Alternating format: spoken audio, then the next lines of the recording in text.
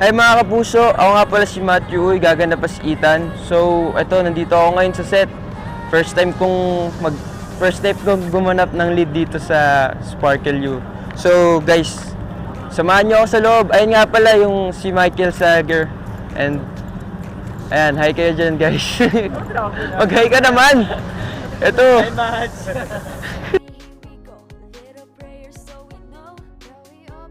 Ito mga kapuso, papunta na po tayo sa dressing room ko. Kaya tara, tignan natin. Hi guys! Good morning sa inyo. So, nandito ngayon si Vanessa. Kasi yung... Teka lang, natatawa ako. Nag-uusap ata sila eh. Ulit. So, nandito si Vanessa. Naku po, naman Ito. naman yan. Ayan. Kamusta naman? Anong nararamdaman mo ngayon? Naiinis ako kasi nandiyan ka. Ayan, tara, labas na tayo. Hindi. Excited ako, syempre. Excited ako kasi first day. Paano excited, Vanessa? Paano excited? Pakita mo naman. Excited ako! Sobrang excited. Ikaw ba, Madi? Ano nag-feel mo? Ako kasi medyo kinakabahan ako sa totoo lang. Kasi Lapit ka dito. Parang Kasi first time ko to eh. Saka tingnan mo kung sino yung mga kasama ko. Tingnan mo kung sino yung mga kasama ko. Si Vanessa Peña, pati si Michael Sager. Di ba? Ito, interview naman natin ngayon si Michael Sager. Tingnan natin. Hey brother, kamusta? Kasama ko Kasama nito si ko rin to Matthew sa Shining Sparkle. Inheritance kung gusto nyong malaman. ano nararamdaman mo ngayon, brother? Kamusta ka naman? Naantok. Ako din Pero eh. excited ako Pero sa Sparkle excited din ako. University kasi ganun ang story. Ganun ang story ni Ethan dito mga kapuso.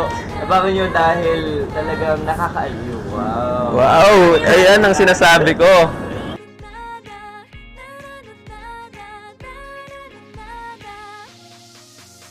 At nandito na po kami ngayon sa first sequence namin. So kung makikita nyo guys, ito yung logo ng Sparkle U. Di ba?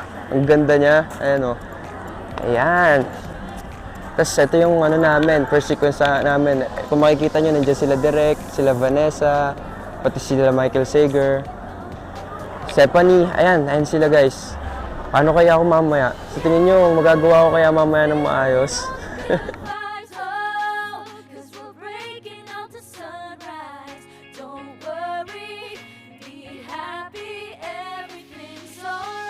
So ito, ginagawa na namin yung first sequence na ni Daltea.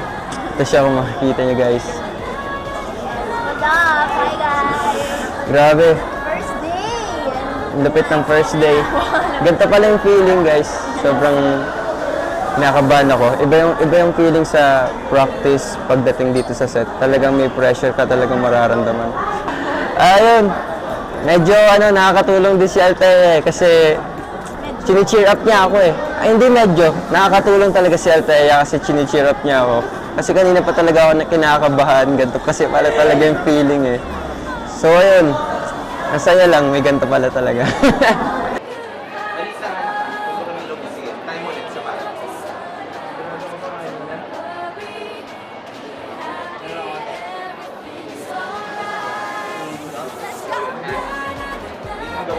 Siyempre, first taping ko to na may mahabang script. So, ito, binasa ko maigi yung script ko. Kaya, nag-prepare talaga ako para dito kasi natatakot ako mapagalitan ni Direk.